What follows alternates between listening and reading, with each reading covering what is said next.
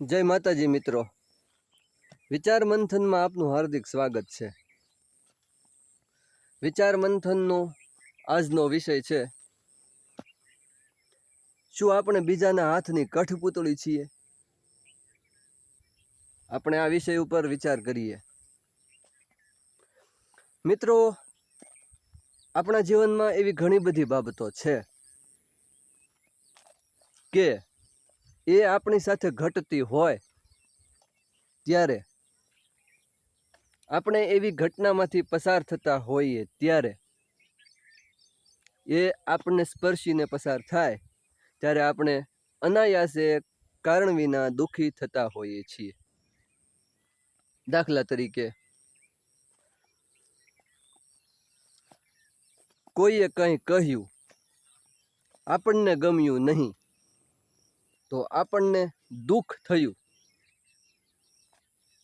આપણે કોઈ કાર્ય કરીએ છીએ પણ અન્ય વ્યક્તિને એ ગમતું નથી અને એ આપણા કાર્ય વિશે કે આપણા જે કાંઈ કર્મ વિશે એવી ટિપ્પણી કરે છે કે જે આપણને ગમી નહીં અને આપણને દુઃખ થયું। તો આ વાત ઉપરથી ફલિત થાય છે કે આપણને અન્ય વ્યક્તિઓની ઘણી બધી એવી બાબતો છે જે સ્પર્શતી હોય છે અને અનાયાસે કારણ વિના દુઃખી કરતી હોય છે એવી બાબતો।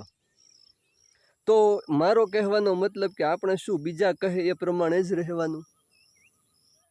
બીજા આપણા વખાણ કરે તો આપણે રાજી રહેવાનું, બીજા આપણી ટીકા ટિપ્પણ કે નિંદા કરે તો આપણે દુઃખી રહેવાનું? આપણે વાત સમજવાનો પ્રયત્ન કરીએ।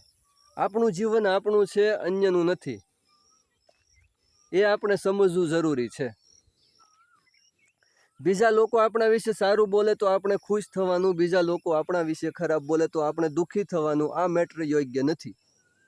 લોકો આપણા વિશે સારું કે ખરાબ બોલતા જ રહેવાના છે જીવન પર્યંત। એટલા માટે આ વિષય પસંદ કર્યો છે મેં કે આપણે બીજાના હાથની કઠપૂતળી છીએ કે લોકો કહે તો આપણે ખુશ થવાનું, લોકો કહે તો આપણે નારાજ થવાનું, લોકો કહે તો આપણે દુઃખી રહેવાનું। બધું જ ભૂલી જાઓ, પોતાની મસ્તીમાં રહેતા શીખો। પરમાનંદનો આ અનુભવ કરો, પોતાની જાતમાં સ્વમાં સ્થિત થઈ જાઓ। જીવનમાં શીખવા જેવો બોધપાઠ છે આ કે સ્વમાં સ્થિત થઈ જાઓ, પોતાની જાતમાં ખોવાઈ જાઓ। આજુબાજુ તો દુઃખ અને સુખ, સારી અને ખરાબ ઘટનાઓનું આવું બધું તો ચાલતું જ રહેવાનું। તેની સાથે જોડાઈને, તેની સાથે લાગણીઓના સંબંધથી બંધાઈને, એમની સાથે પોતાની જાતને જોડીને ભાઈ આપણે શા માટે હેરાન થવું? આ તો રહેવાનું જ જગતમાં। એટલે મારો કહેવાનો મતલબ એમ છે કે હવે પછી આપણે આપણી જાતને એવી રીતે તૈયાર કરીએ કે કોઈ પણ ઘટના આપણી સાથે બને તો આપણે દુઃખી નહીં થવાનું કે વિચલિત નહીં થવાનું। એવી કોઈ પણ ઘટના ઘટે આપણી સાથે કે એવી કોઈ પણ બાબત બને, એવો કોઈ પણ પ્રસંગ આવીને ઊભો રહે કે કોઈ વ્યક્તિ એવી વાત કરે કે જેનાથી આપણને માઠું લાગી આવે કે જે કાંઈ તમારી ભાષામાં તમે કહેતા હો લાગી આવે, તો એ પ્રશ્ન આપણે મગજની અંદર લેવાનો નહીં। આપણે લેટ ગો કરી નાખવાની એ બાબતને। દુનિયાને જે કહેવું હોય તે કહે, દુનિયાને જેમ કરવું એમ કરે, જે રીતે તેને જીવવું હોય તે રીતે જીવે, પરંતુ આપણે આપણી રીતે આપણી મેળે પોતાની મસ્તીમાં જીવવાનું છે।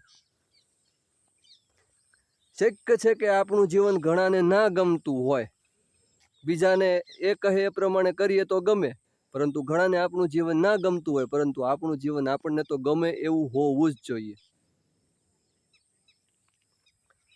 જીવનમાં જરૂરી બાબત છે, આ તો આપણે શીખવું જ પડશે।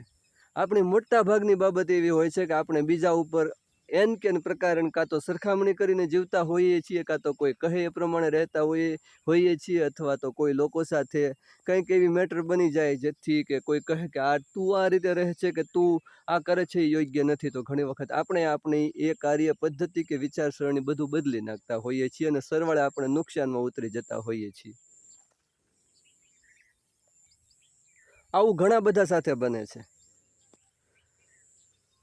તો હવે પછી આવું આપણે ના થવા દઈએ પોતાની જાત સાથે, અને નક્કી કરી લઈએ કે મારું જીવન મારું છે, હું જીવીશ, પરંતુ હા મારી રીતે. અને એટલું તો યાદ રાખવાનું કે આપણું જીવન જે આ રીતે આપણે જીવતા હોઈએ એ સમાજને નુકસાન રૂપ તો ના હોવું જોઈએ. આપણા કોઈ કાર્યથી કે આપણા જીવન જીવવાની રીતથી જો સમાજની કોઈ વ્યક્તિને નુકસાન થતું હોય, આપણે સાવ બેફામ અનિયંત્રિત સંયમ વિનાનું જીવન જીવતા હોઈએ તો એ પાછું ઠીક નથી. આપણે સ્વવિવેક વાપરીને જીવન જીવવાનું છે, સમાજને ઉપયોગી થાય એવું જીવન જીવવાનું છે. જેમને જરૂરની મદદની જરૂર છે, એમને આપણે મદદરૂપ થવાનું છે. આપણે આવું જીવન જીવવાનું છે મિત્રો.